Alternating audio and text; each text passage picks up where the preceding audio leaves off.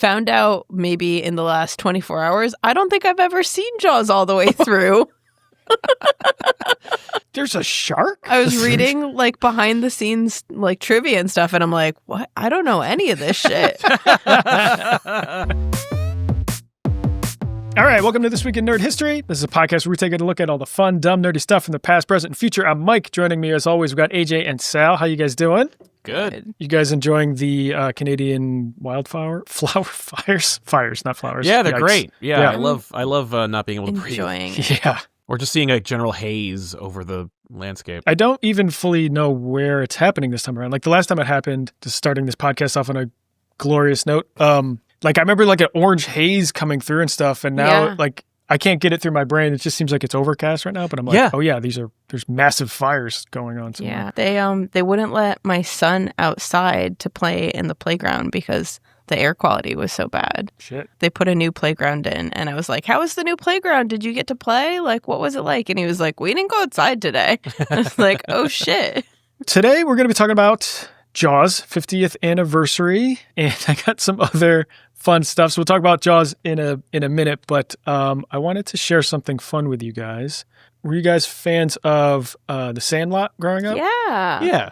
Well, I've got a special treat.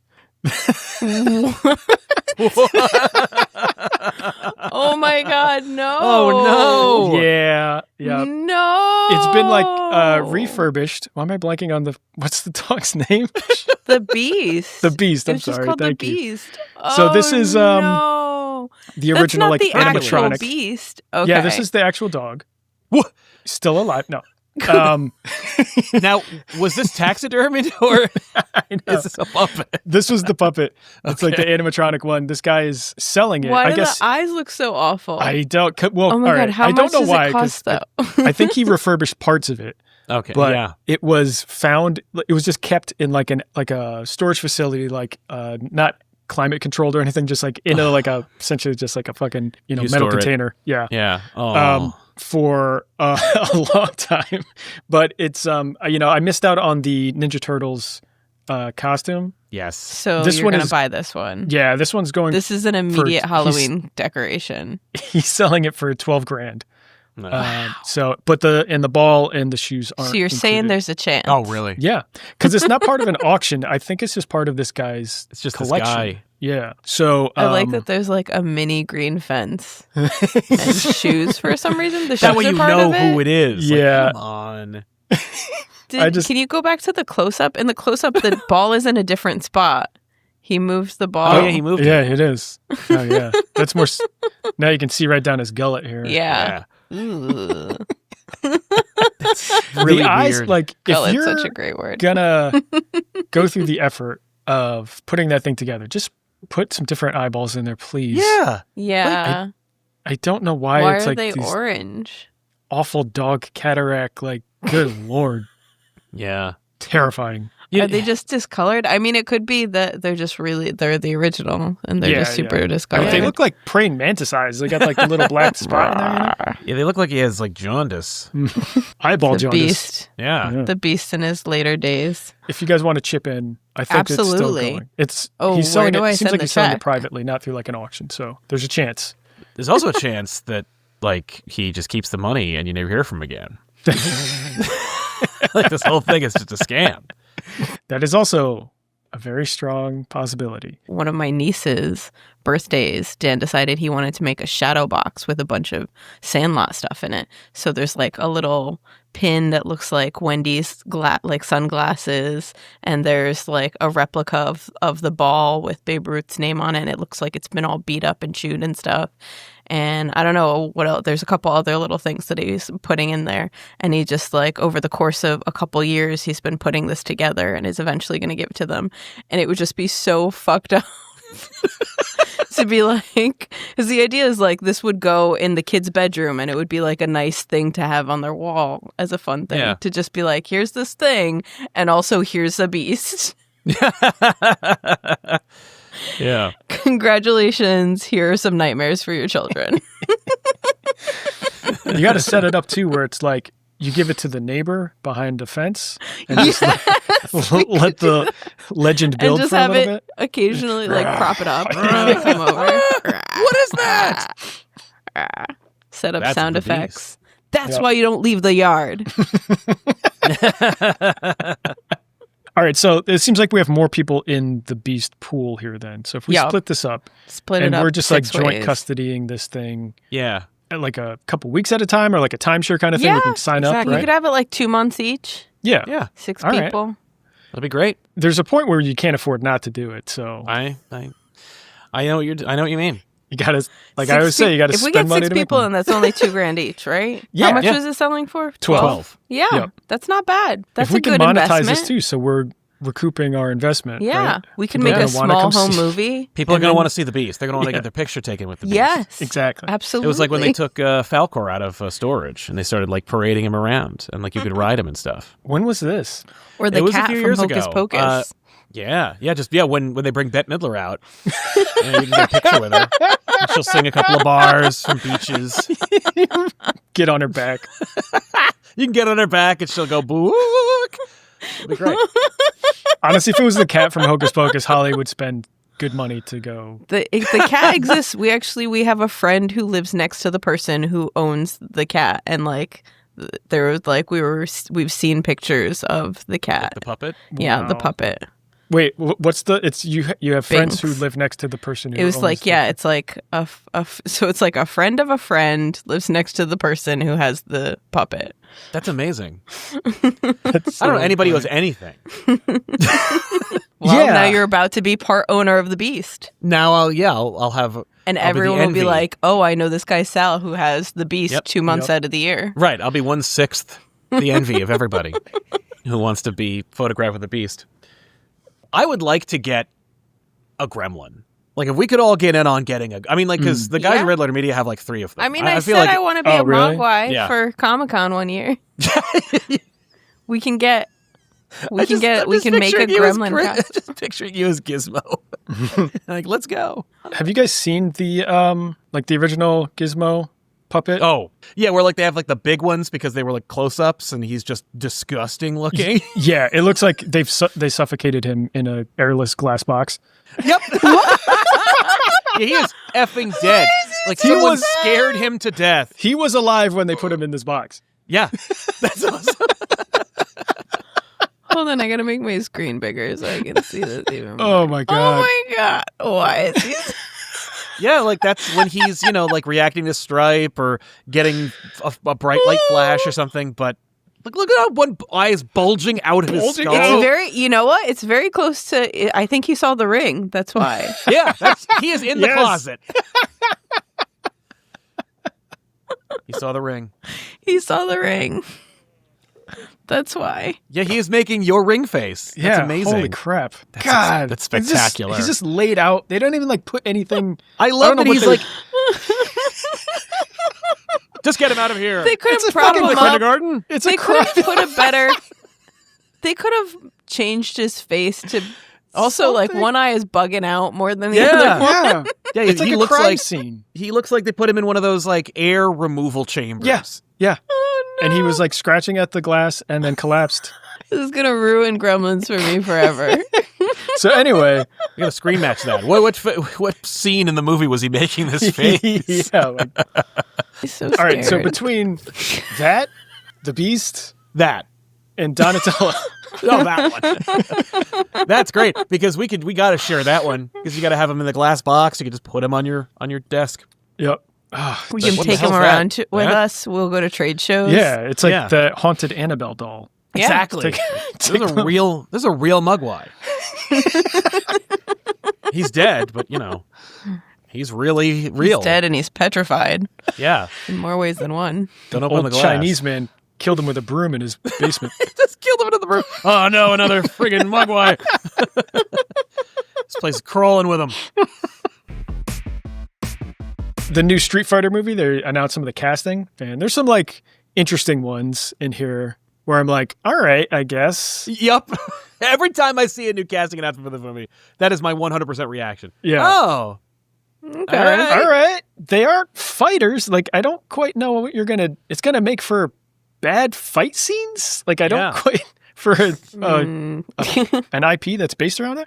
I mean, like this one makes sense to me. Cody Rhodes, or wrestler. I don't know which one he's in, but but like those are the sort of cast. I'm like, yeah, okay. There's a couple of those where I'm like, sure, this makes sense. Like this, sure, of course, yeah, sure. He already looks like that, right? 50 Cent as Balrog. Fine. Like, okay, yeah, sure. He's jacked. That's okay. Yep. I don't know who this guy is. I don't know. He also doesn't know who he is because he's wearing a mask. This dude, the podcaster guy, like I don't really like this dude at all. He's a like, podcaster? Yeah, he's a comedian and podcaster. I don't get this one. Like, I guess this character, I don't really know this character, but he's like he's not really taken serious, and I guess he's not a good fighter. So I'm like, sure, I guess that works. Right, like, I'll believe that. Yeah. Roman Reigns, big WWE star. Yeah, right. Can we is John Cena in here? Because please.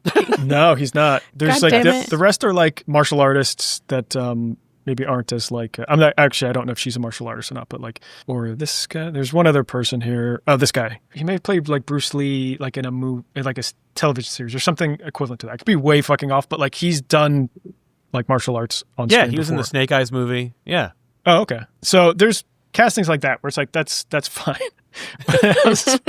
Made me think about the 90s one. Street Fighter with Raul Julia. Oh no, a scene. So this is end of the movie. Context does not fucking matter. It's just really they won. Yes.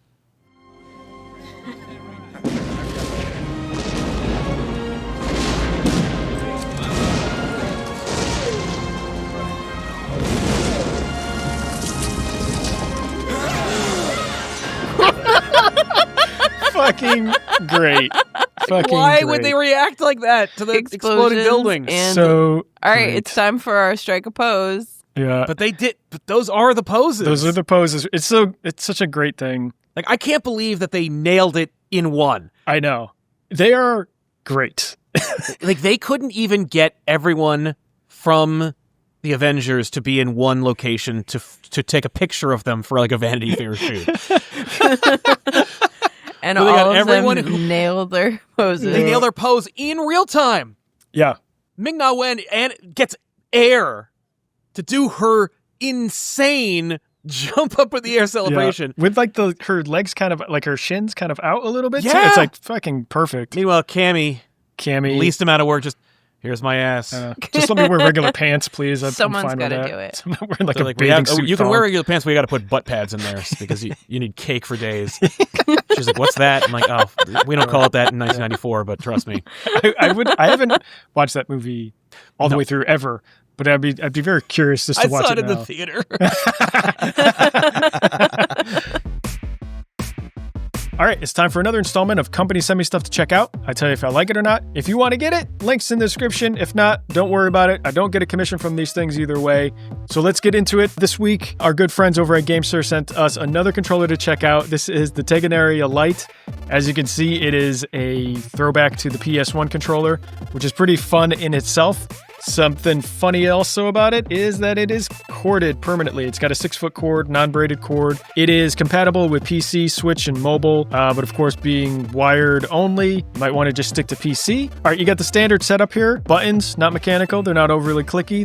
They feel pretty nice and classic. Same with the D-pad, feels pretty nice. You got the Hall effect sticks. You got home, capture, menu, and view buttons on the front here. And you've got the colorful mode button at the bottom that helps indicate what mode the controller's in. And you can switch around from mode to mode by holding down the home button and any one of these other buttons there. You can check that out on the digital manual. The shoulder buttons are pretty standard. There's no texture on them. They're smooth, but they still feel pretty nice. And you've got 2 programmable buttons on the back. Overall, I like the Tegenaria Lite. It's $20. Can't really go wrong. It's funny to like have a PS1 controller in your hand again, but it's just a modern version of it. Kind of makes me want to play some old school PS1 games just to mess around with it. So if you're interested, check it out. Links in the description. Let's get back to the podcast.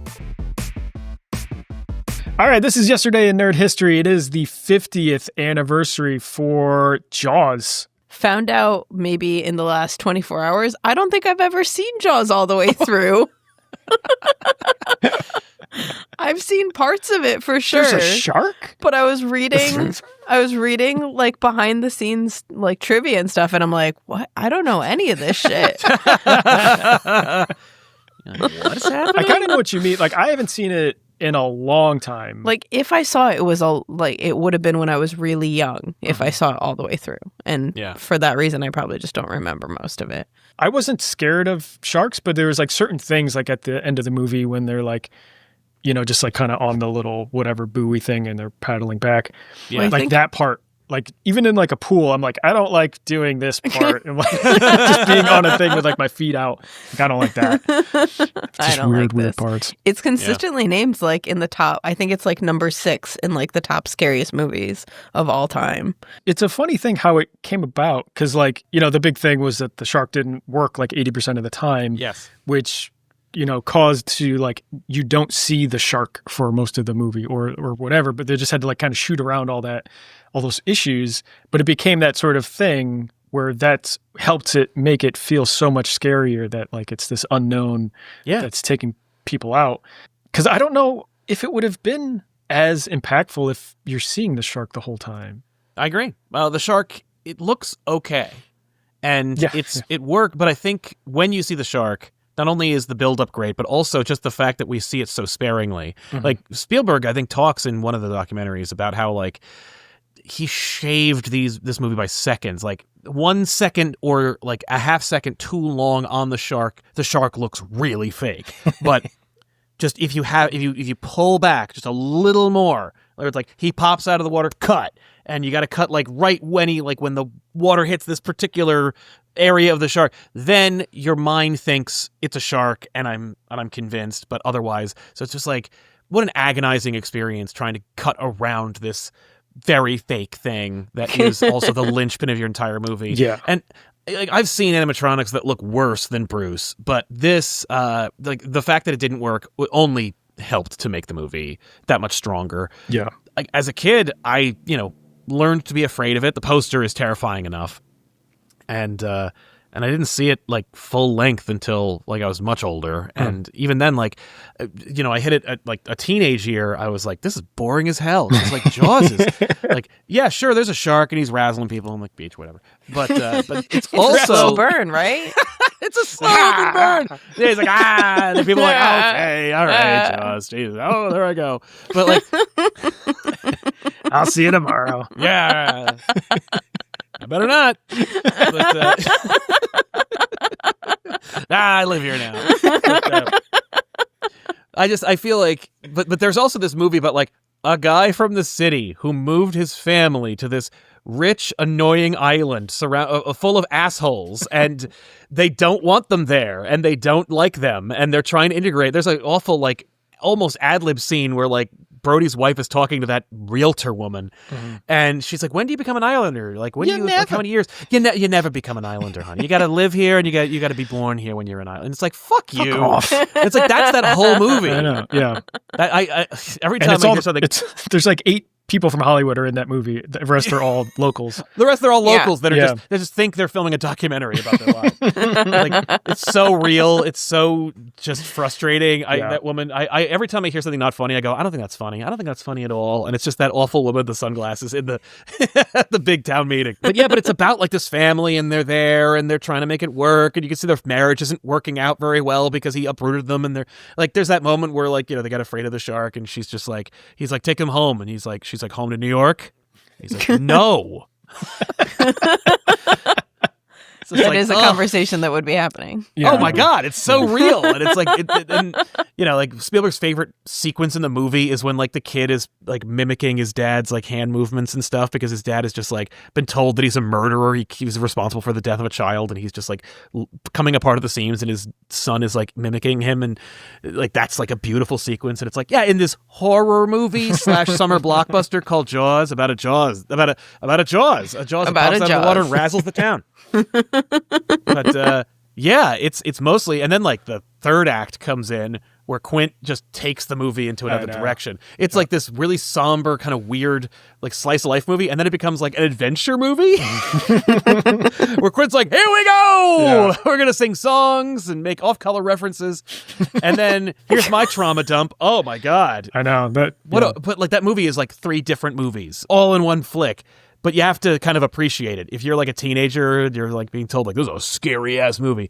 You're like, no, no, it's not gonna hit. It's not gonna hit. Yeah, I never categorized it as like a horror movie or a scare. I don't know what I really, you know what I mean? Like it's not. I don't know. The A theme thriller? is like the Could you scariest call it a part to thriller? me. I guess thriller. Yeah, I guess so. Yeah, because I always put like Because it's Friday a little 13th different than or horror. things like that as like horror. Like But those are my kind of horror thriller and movies. horror can both be scary. Yeah. Yeah. I just never like categorized it with like a Nightmare on Elm Street or those kind of things. Right. Yeah. Jaws is not Hellraiser. Yeah, no. It's like an 80s. Yeah. Pins and From needles. Beyond, House, those sorts of. Yeah. Exactly. There's a ton of stuff I want to talk about for Jaws, but there's something funny that I saw recently that somebody had shared. So this is Quint, when he's in that meeting or whatever, and he does the nails on the chalkboard. Yeah. And like they see the shark. There's clearly like another drawn version, right? Yep. So it's like clearly like production did that and they drew first. We're like, that doesn't look good. That It's not sucks. enough Erase teeth. it. Yeah. But it's just funny to think that like Quint, while they're all arguing and stuff, like he drew one. He's like, no, that's not good enough. It's not big and scary enough. Use this sleeve. I got to put the kid in the mouth. I got to put the kid in. Gonna make it bigger. Funny thing there. That's awesome. I never noticed that. I can't wait to show my wife that. She might be a bigger Jaws fan than I am, and yeah, she'll love that. That's hilarious as hell. I like that you name drop Bruce, because for anyone who's listening that doesn't know, the shark was named Bruce, and it's. I read that it was named after Steven Spielberg's lawyer. Is I'd heard that that too. correct? Yeah. And then it was just sort of as production went on, everybody called him that, and nobody really Asked. knew why. It's just Bruce. Yeah. And Just like, get Bruce. there are Bruce stopped multiple working Bruces. again. Yeah. There are 3 Bruces, one with the right side open, one with the left side open, and one just was like fully skinned. But also a fun little tidbit is that in Finding Nemo, there's 3 sharks, and one of them is named Bruce, and that's supposed to be a little homage to Jaws. So I was like, "Oh, Bruce, fish are friends, not food." That documentary, and towards the end of it, obviously all the issues with Bruce and just filming on water, and Spielberg was 26, I think, when he had directed this. Yeah. And he was like, it wasn't called PTSD at the time. Yes. But, and like he used to go on like the Universal, when like the boat got sent there, like on the Jaws thing, like he would go and sneak onto the boat like during the day and just like sit there or cry for like months because he was just like traumatized. This was years afterwards. Yeah. And it ended up becoming like this kind of form of therapy for him to help kind of work through. I was like, Jesus, like What? Wow. Can you imagine? Yeah, my God. This is the Psycho House, and if you look to your left, you'll hear the gentle sobs of Steven Spielberg on the Orca. America's greatest directors. Living legend Steven Spielberg's sobs can be heard echoing throughout the halls of Universal's backlot. And there's where lightning struck the clock tower in Marty McFly's Back to the Future. Oh my God. Every time you hear the wind blow, you'll hear Christopher Lloyd yell, "Great Scott!" I love that. Well, what kills me is that like apparently they were like, oh, we got to get rid of it. They thought the Orca, the ship that they brought over there, was like a replica. So when they cleaned everything up, when they were like when they were refitting like the backlot, they took the Orca and they scrapped it. So one day Spielberg gets onto his golf cart, he goes out to the Orca to cry, and it's gone. Oh God. And he's like, "Hey, where'd the Orca go?" And they're like, "Oh, yeah, no, they took it apart. It's gone. It's scrap. It's destroyed." And he's like, "Who did it?"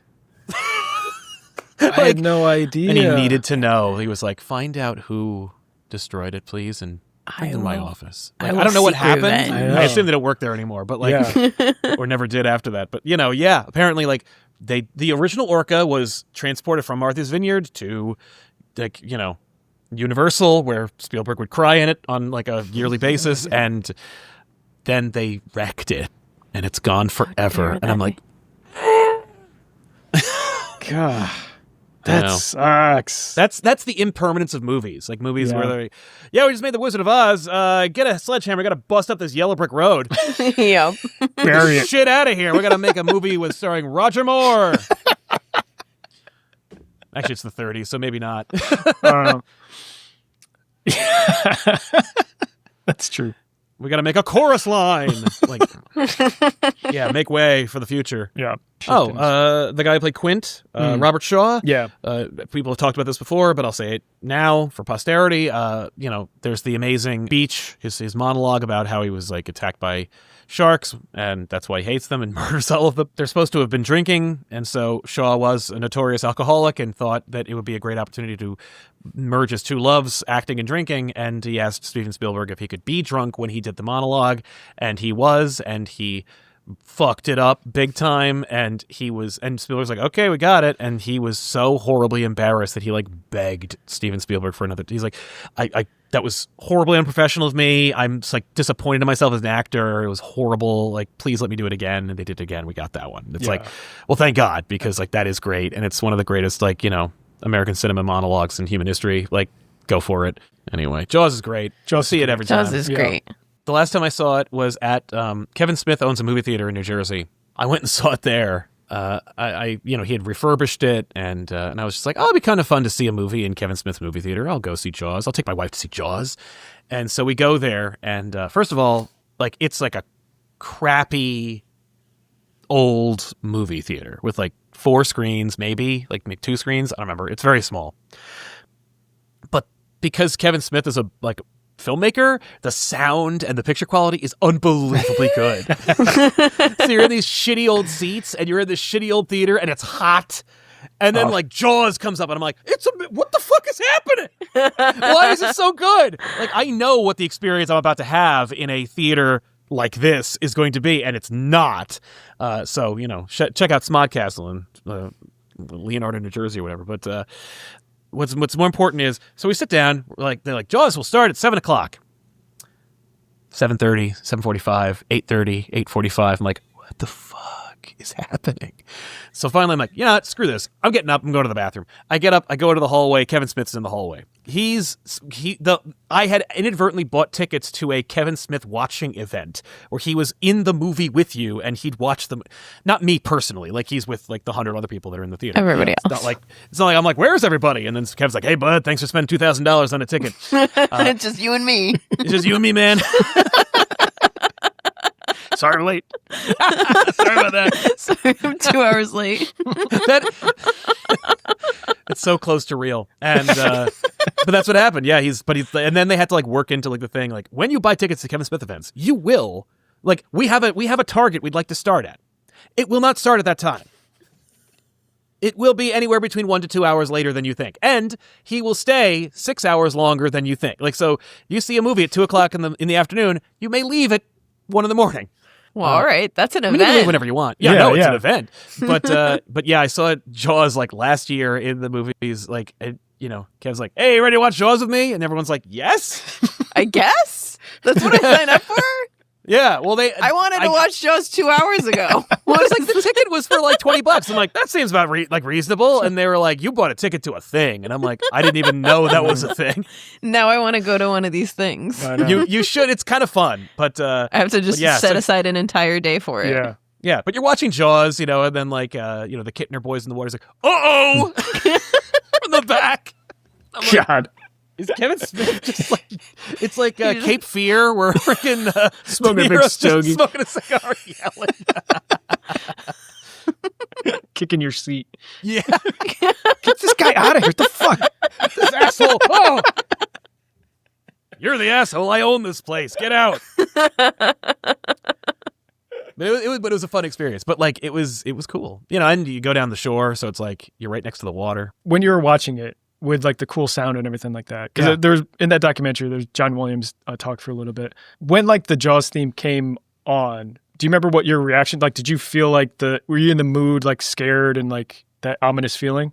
It creates that feeling because it's a Spielberg Williams movie.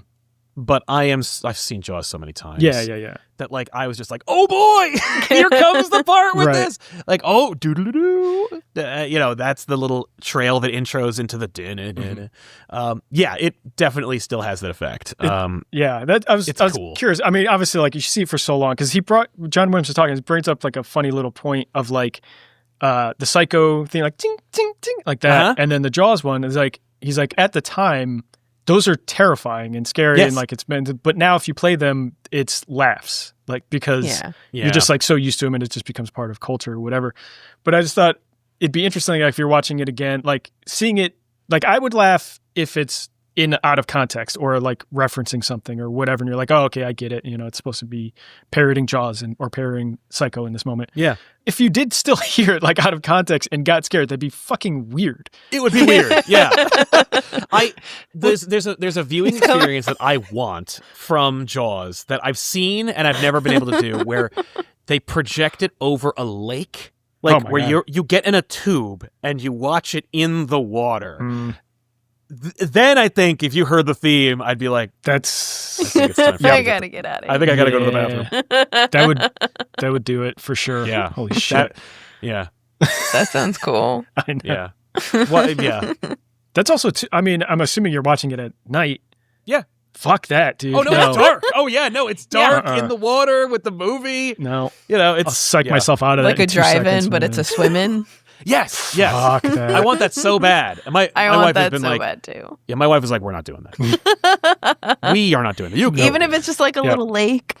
Yeah, no, it's a lake. Yeah, no, my wife does not go in lakes. Because there's more things in there. You know, there's turtles and stuff. Turtles, they're not scary. Seeing Jaws on screen is still superior to seeing it at home. Especially if you have like a willing audience, an audience that's like participating. Yeah. You know, they're not yelling or looking at their phones. So that's nice. One of the things that I thought was really cool was that Jaws was supposed to be released for Christmas time. It got pushed to the summer because of everything else with the filming schedule and everything being behind. It could have potentially been a problem because back then they only put movies out in the summer that were like traditionally bad movies. They would just literally dump things into the theaters for the summer because people were outside enjoying the outdoors. They weren't inside watching a movie. Jaws comes out and 67 million people see it. And it literally is the first summer blockbuster. Yeah. It is like the thing that said like, oh, we can get people in the theaters in the summer? This is awesome.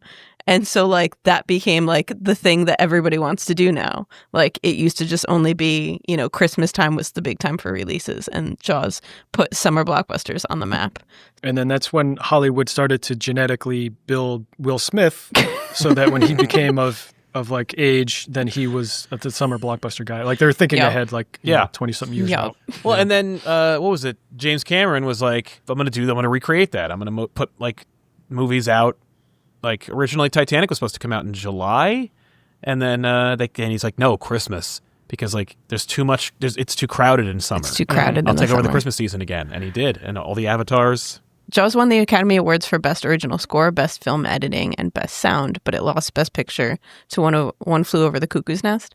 But the neat thing about winning the Oscar for Best Score is that John Williams was conducting the orchestra during the Academy Awards. So he had to run up to the podium to accept his Oscar and then go back down into the pit to continue playing with the orchestra. That's crazy. I love that. I like awards. One Flew Over the Cuckoo's Nest. It's a good movie. Mm-hmm. If Jaws had won, maybe it would have like helped to legitimize the summer blockbuster, like cement it, because like Hollywood relies on and hangs its hat on the summer blockbuster, but when it comes to award seasons, they're like, well, I mean, you know, it's a popcorn movie, right. You know, and it's like maybe the biggest movie of the year is the best because everyone loves it so much. Another little fun tidbit that I thought was interesting is that Robert Shaw ran into some trouble with the IRS before he was shooting this movie. And so he had to flee the country once his scenes were completed.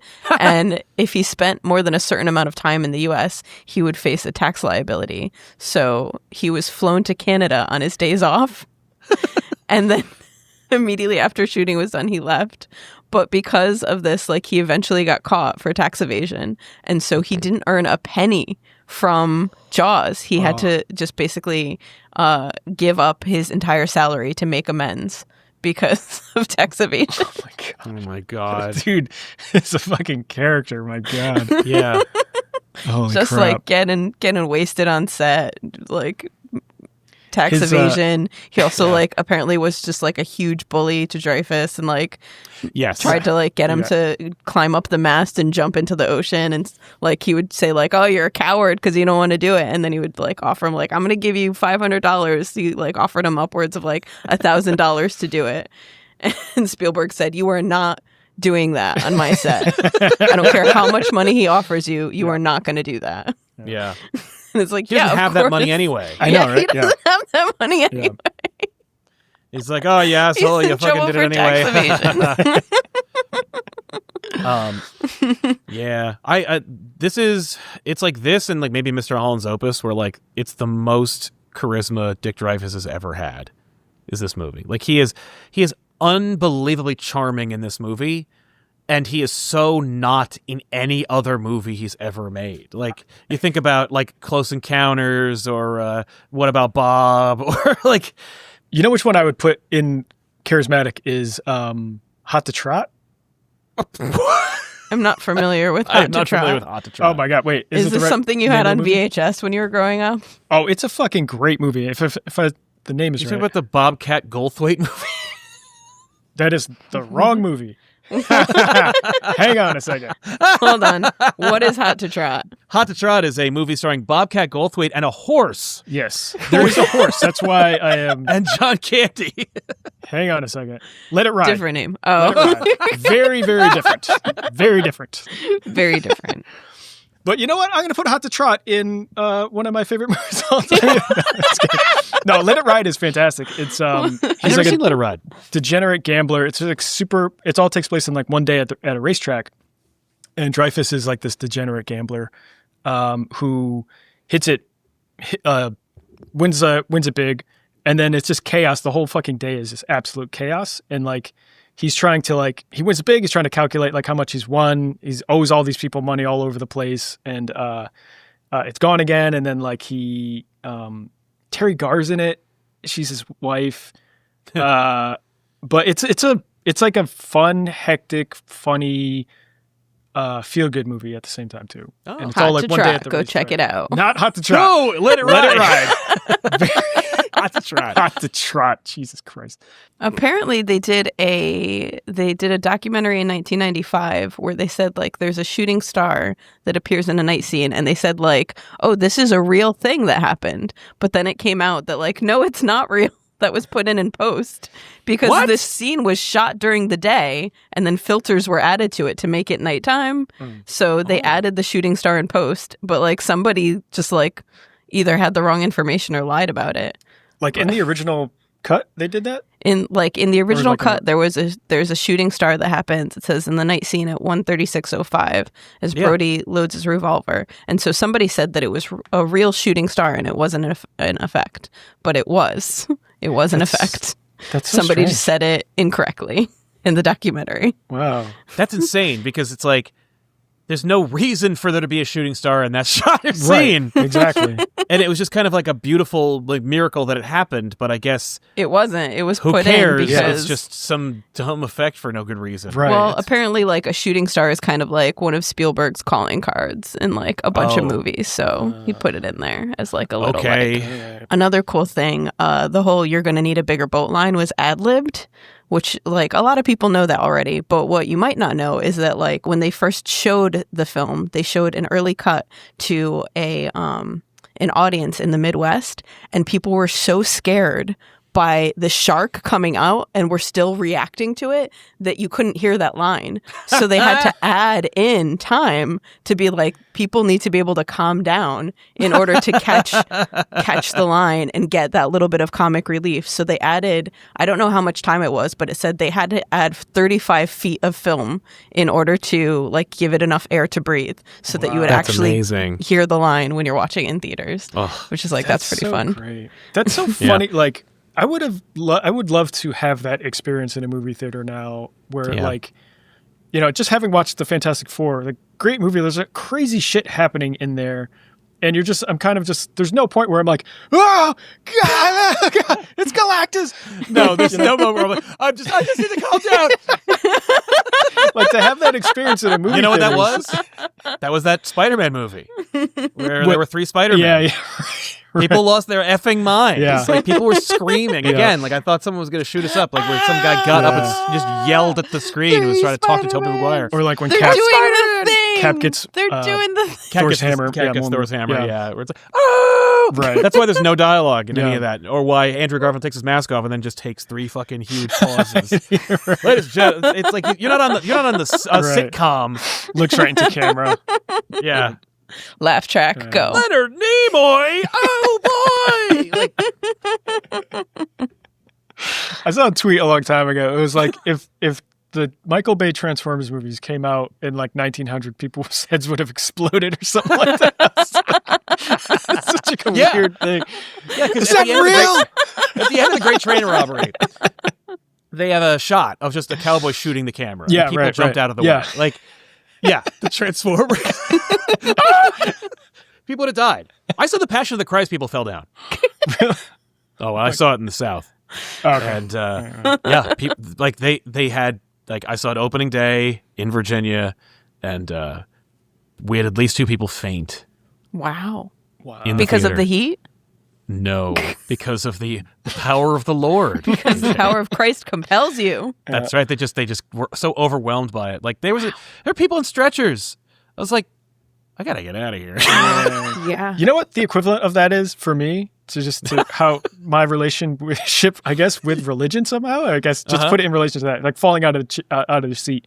Yeah. The only time I've ever had a reaction that strong where I like got up out of this chair and like was laughing in the aisle was something about Mary where they show his balls through the zipper for 2 seconds on screen. I like lost my mind. That's my Passion of the Christ. Fell out of your seat and passed Yeah, out. that's your bigger boat. it's when how'd you get the beans above the pork? And you, Yeah. that's outrageous. You were like, oh! You got up, leave. Yeah. Came I couldn't back. believe that they actually shot. I mean, like, it was fucking fantastic. It was so great. Real quick shout out to Murray Hamilton, who plays Mr. Vaughn. Mr. Vaughn, I quote that movie like every day. Mr. Vaughn, why don't you take a good long look at that sign? But Vaughn, just the mayor with his stupid blazer with anchors on it. Oh, God. He's like, for God's sake, tomorrow's the 4th of July. That happened today. Tiffany was like, I can't believe it's August. And I went, August? For God's sake, tomorrow's the 4th of July. It's gonna be one of the best weekends we've ever had. But yeah, he's so great. He's such a scumbag. And like, you do whatever you have to keep them safe. And then like he's got all the shark spotters and all the towers. And he's just like, son of a bitch. There's one more thing that I wanted to share that I thought was really fun. Mythbusters did an entire special episode testing whether or not certain things from Jaws are plausible. So the things that it concluded were piano wire does not, in fact, have the tensile strength needed to be used as an adequate shark catching line. It will break. Scuba tanks will not explode when you shoot them. But a great white shark can ram a dive cage with enough force to damage or destroy it. You can't stop him. And but it has he enough- can definitely get you. He can definitely get you. A great white shark has enough power to punch a hole in the side of a wooden boat under the right circumstances, but an example of this happening has never been documented. No. A shark's maximum striking force is great enough to pull the barrels under, but the force that they generate is not like continuous enough to keep the barrels underwater for a significant amount of time. Not with 3, he can't. A shark cannot generate enough force to pull a boat backwards with a great enough speed that waves would break over the stern. And punching a shark in the nose, eyes, or gills will cause it to flee or at least back off temporarily. Yes. So all of those things have been proven or disproven by Mythbusters. What was, hang on, I know we were just talking about too, One Crazy Summer. What was the dolphin with rabies? What was the name of it? What? It was the movie that they're filming. Oh, wait. One Crazy Summer. I feel like I'm a fucking crazy person right now. Like, your guys' I don't faces know are what you're just talking completely about. blank. I need to look this up. It was shit. It was like their version of Jaws. it was just, they were like filming a Jaws type movie, like kind of just like a C plot that would just pop up every once in a while. But at the end of the movie, one of the main bad guys is in the water, and like the mechanical shark is there, and you see it like from the POV of like inside the shark's mouth. And just the shot that they do, he's like, the guy's panicked and the shark's getting closer to the guy, and you see like he puts his whole arm and just kind of like leans in to the thing, like he's getting eaten, like that's how he's got to do it. Yeah. It just, I don't know why it all popped in my brain, but anyway. I'd never even heard of this movie. One Crazy Summer? Yeah. Come over, we'll have a movie night. Hang on, wait, no, it's the two John Cusack movies. Am I losing my mind? Weren't we just we talked about them, but I only saw Better Off Dead. Oh, God. All right. You've got to see One Crazy Summer then. My God. I've Your got to life's see it incomplete, too, so- apparently. I guess. One I know that Bobcat Goldthwait's in this Crazy too. Summer. Look, it's no Hot to Trot, but It's not hot to It's trot, but not there is hot a Godzilla monster in it. And Yes. That's pretty sweet. Bobcat is stuck in the Godzilla costume. And he crushes a model of the town, like the guy's trying to like Boy, who cares? Yeah, all right. I'm my sold. God. I'll watch this movie. So anyway, it's a 50-year anniversary of One Crazy Summer. Go see it if you haven't. That's it for this week. Thanks for watching and listening. If you're watching on YouTube, give us a like, subscribe. What's your favorite Jaws movie? Is it the 3D one? Is it 3? Yeah. Is it 3D? Is it the Jaws Nintendo game? 5 Hot to Trot? Where John Candy voices the Jaws? Yeah, that one, I'm telling you, it's good. Hey, Brody, I'm going to bite you. It's Bobcat Goldthwait again. Oh, Jaws just razzling the people of Amity. yeah. The Jaws video game for Nintendo was pretty fucking fun, actually. I loved it. Yeah. It's horrible. It's terrible. The bonus things But I when did like you're love just it. in a plane and you're just bombing sharks as you go back. just bleep, bleep, bleep, bleep. Or like, I think Yeah. it ends, you're trying to, I think it was from Jaws 3 Yeah. in the Caribbean where you're like trying to get the whatever, the front of the ship to like stab the shark. Yep. I don't think I ever actually finished that part. It's like landing a jet in Top Gun on the aircraft carrier. I've never actually done that. I've literally never beaten that game. There's no way. It's fucking impossible. All right. So if Spotify, Apple Podcasts, where we get podcasts, all that good stuff. You guys want to plug anything? Hot to Trot? Yeah, Okay. check out Hot to Trot starring Bobcat Check Goldthwait and out. John Candy as Yep. the voice of the horse. Yep. 1984? I don't remember. Check know. it out. Well, I do have it on Blu-ray, but you know. We talked about it in a previous episode, but I told Mike before we started recording, I got to shout out K-pop Demon Hunters again. I highly recommend it. It is so fucking catchy.